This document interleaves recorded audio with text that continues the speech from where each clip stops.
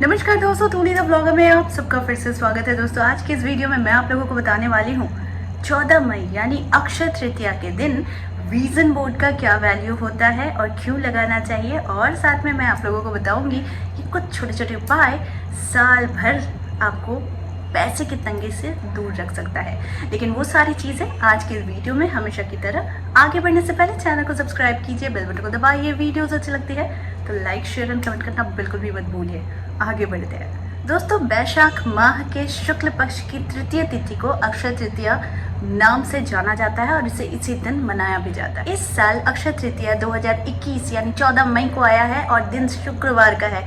तो वैसे ही माँ भगवती का दिन होता है, माँ लक्ष्मी का दिन होता है, तो जिस दिन का हमें पूरा आस्था के साथ हमें माँ को प्रसन्न भी करना है और घर में लक्ष्मी का आगमन भी करना है। दोस्तों हिंदू धर्म के अनुसार भी ऐसा कहा गया है कि अक्षय तृतीया के दिन किया गया दान और पुण्य ये आपके कर्मों में चार चांद लगाता है, और साथ में आपकी अगर कोई बुरे कर्म का कोई फल है तो वो भी नष्ट करता है। तो इसीलिए इस दिन दान पुण्य भी करना चाहिए। और अक्षय तृतीया के दिन शादी करना, कोई शुभ कार्य करना, सोना खरीदना, माता लक्ष्मी की पूजा करना खास विशेष महत्व रखता है। तो चलिए शुरू करते हैं और आगे मैं बताती हूँ कि आप लोगों को इस दिन करना क्या है। दोस्तों गोल्ड को लेकर हम लोग बड़े परेशान रहते हैं कि इसे रखना कहाँ है। जब गोल्ड खरीदते हैं तो बड़े खुश होते हैं, लेकिन गोल्ड को रखना कहाँ है ये हम जानते ही नहीं। दोस्तों अक्षय तृतीया के दिन सोना खरीदना बहुत ज़्यादा फायदेमंद बताया गया है, वो भी धर्म के अनुसार, हिंदू धर्म के अनुसार। क्योंकि ऐसा कहा जाता है कि अक्षय तृतीया के दिन अगर सोना खरीदते हैं तो उसका क्षय कभी नहीं होता है और आपके घर में लक्ष्मी की बरकत भी होती है या लक्ष्मी स्थापित होती है स्थायी रूप से।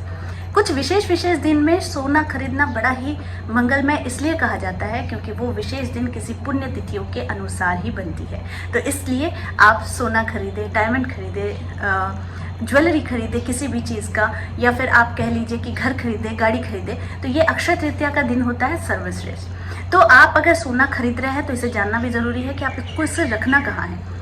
सोना खरीदने के बाद आप लोगों को हमेशा ध्यान रखना चाहिए कि आपकी जो संपत्ति होती है, संपत्ति के कागजात होते हैं या फिर पैसे होते हैं, कैश होता है, गोल्ड होता है, आपकी ज्वेलरीज होती है, ये सही स्थान होता है, इसका सही स्थान होता है उत्तर और पूर्व दिशा। ठीक है, यहाँ पर हमेशा कोशिश कीजिए अपने कीमती चीज़ों को रखने का, इससे उसमें बरकत भी होती है और इसका क्षय कभी नहीं होता। अगर सोने को खरीदते हैं अक्षय तृतीया के दिन तो इसे उत्तर पूर्व दिशा में रखना न भूलें। दोस्तों विजन बोर्ड अक्षय तृतीया के दिन, जी हाँ विजन बोर्ड मैं इसलिए कह रही हूँ कि ये एक ऐसा शुभ दिन है, शुभ मुहूर्त होता है जिस दिन आप अपने सपनों को एक शेप दे रहे होते हैं। ठीक है, तो इस दिन कौन सा चित्र लगाइए। तो सबसे पहले ध्यान रखिए कि इस दिन चित्र लगाना है कि आप जिस भी कार्य से जुड़े हैं, व्यवसाय से जुड़े हैं या फिर कोई भी पेशा है आपका उससे जुड़े हैं, तो उनसे संबंधित कोई चीज़ें आप अपने विजन बोर्ड पर जरूर लगाइए। और उसका स्थान लगाने का होना चाहिए आपके पूर्व दिशा। अगर ऐसा नहीं कर पाते हैं तो कम से कम ये आपकी आंखों के सामने ज़रूर होना चाहिए, ताकि आप उठते बैठते सोते जागते आप हमेशा अपने सपनों को देख सकें।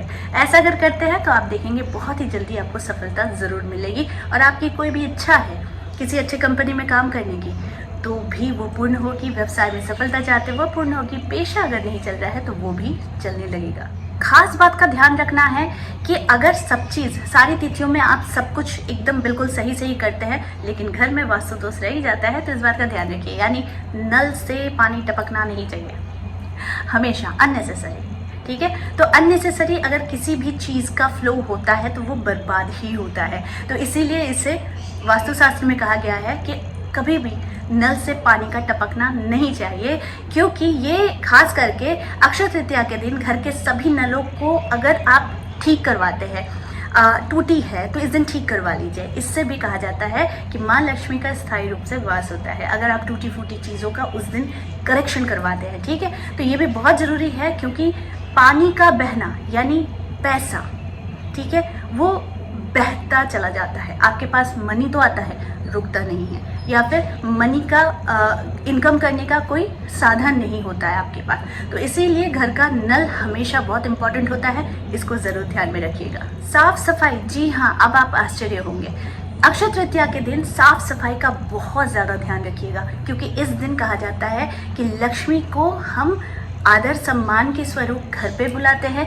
और अलक्ष्मी को हम घर से बाहर निकालते हैं। ठीक है, तो अगर मकड़ी के जाले हैं, दरवाजे गंदे हैं, दीवार गंदे हैं, तो इन सारी चीज़ों को अक्षय तृतीया के दिन ज़रूर से सफाई कीजिएगा। ऐसा अगर करते हैं तो आपके घर से नेगेटिव ऊर्जा जो है वो दूर चली जाती है, पॉजिटिव ऊर्जा आ जाती है और साथ में आर्थिक उन्नति भी होने लगती है।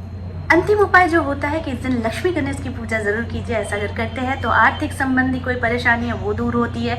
अगर आपके घर में खुशहाली नहीं है, वास्तु दोष भरा हुआ है और आपकी उन्नति नहीं हो रही है, किसी न किसी कारण से ये बाधा हो जा रही है, तो आप इस उपाय को कीजिए, इन सारे उपायों को। इस दिन माँ लक्ष्मी के मंत्रों का जाप कीजिए, गणेश भगवान के मंत्रों का जाप कीजिए और साथ में श्री सूक्त का पाठ करना सर्वश्रेष्ठ माना जाता है।